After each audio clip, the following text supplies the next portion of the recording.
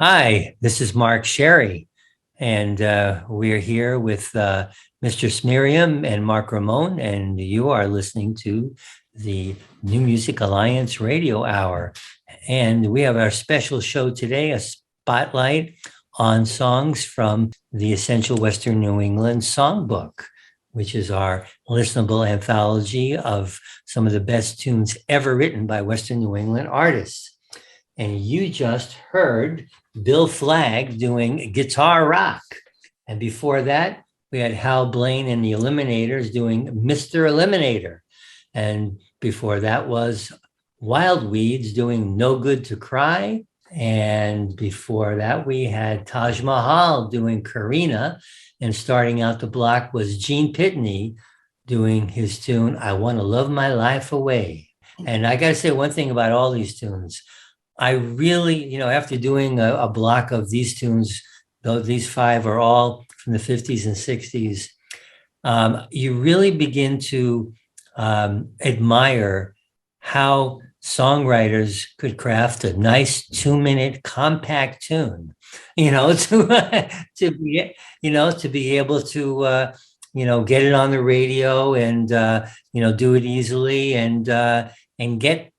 I just think it's so pleasing to me to listen to these short, compact tunes that have got so much in them. I agree. As somebody who was in a rockabilly band, we had like 45 tunes in a set, and people would go, "My God, how do you do?" Well, that period, you'd have like a little 2-minute song that was catchy and became a hit, and yeah, it's nice. It's nice to be able to play a lot of tunes and listen to a lot of different music. So I admire that. And Gene Pitney, he is really an iconic voice.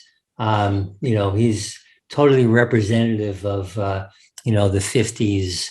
And he had, besides this tune which he wrote, I Want to Love My Life Away, he also is famous for a lot of hits that actually he didn't write. I guess his biggest hit was Town Without Pity, and probably the biggest is It Hurts to Be in Love. But he also wrote songs for lots of other people, like Hello Mary Lou for Rick Nelson, He's a Rebel by the Crystals, Rubber Ball by Bobby V.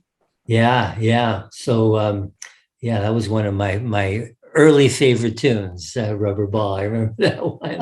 I think it's really cool that not only was he inducted into the Rock and Roll Hall of Fame, our own very own Gene Pitney, but he was honored by the town of Vernon last year. They named a park after him, the Gene Pitney Park. Probably Vernon, Connecticut's most famous citizen, huh?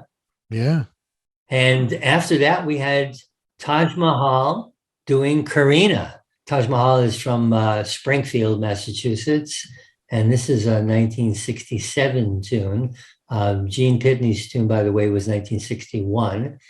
And Taj Mahal started life out as Henry St. Clair Fredericks Jr. Changed his name to Taj Mahal before he actually started his music career, which he had to make a decision whether he was going to become a farmer or a musician.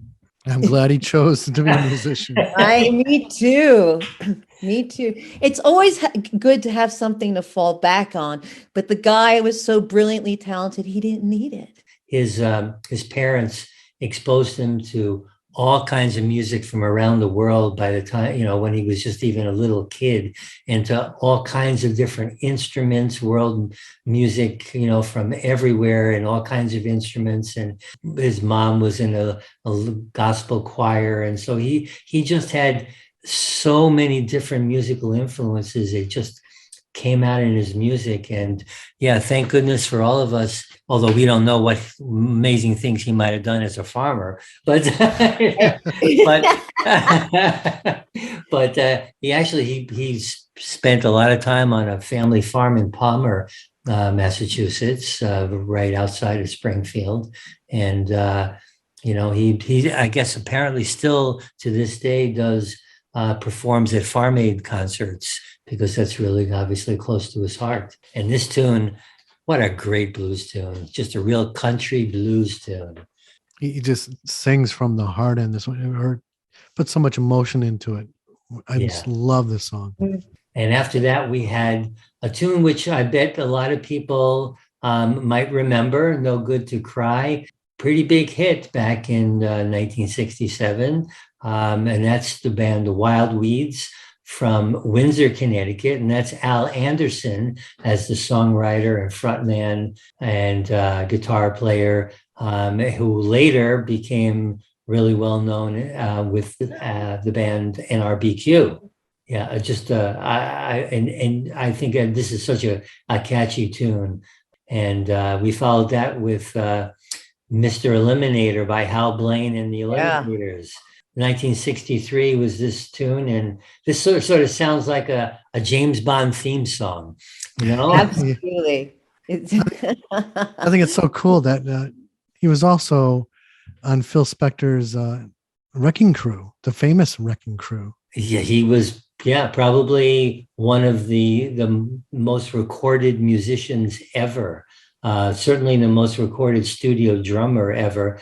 And they say he was in 35,000 different sessions. Wow. And his drumming is featured on, he's basically on 150 top 10 hits. God.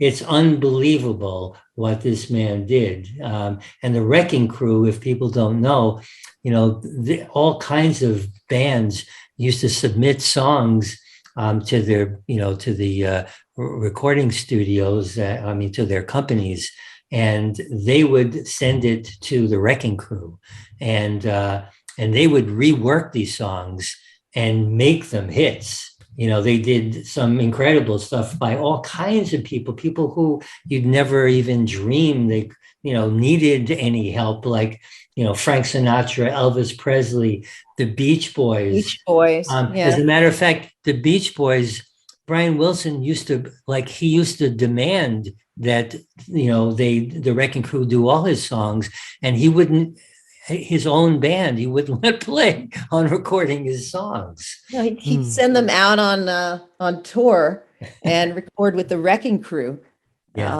Hal Blaine didn't write a lot of his own tunes, but this is one of them, and certainly a really fun tune. Like I said, I love the motorcycle revving up in the beginning of it. And he's got a really hot, a drum solo on it as well. And we ended that set with Bill Flagg from Hartford, Connecticut, who now is in Suffield, Connecticut area, and with his tune Guitar Rock. This is a classic rockabilly, twangy guitar. And he actually basically wrote the first rockabilly tunes that actually he was responsible for the actual term rockabilly music. They say Bill he invented it. Without Bill Flagg, would we have even had Elvis Presley? Yeah. We'll never know. Well, so Miriam, what do we have for our next block? We have the fantastic decade of the 1980s. My decade, my coming of age decade. And although we didn't, Valley Girls were in California, we live in a valley. And I like to think that back in the 80s, we had our own Valley Girls here. But I'm just giving a few different types of tunes. There was a lot of range. We're going to start with some classical music. Stephen Schoenberg, Keynote.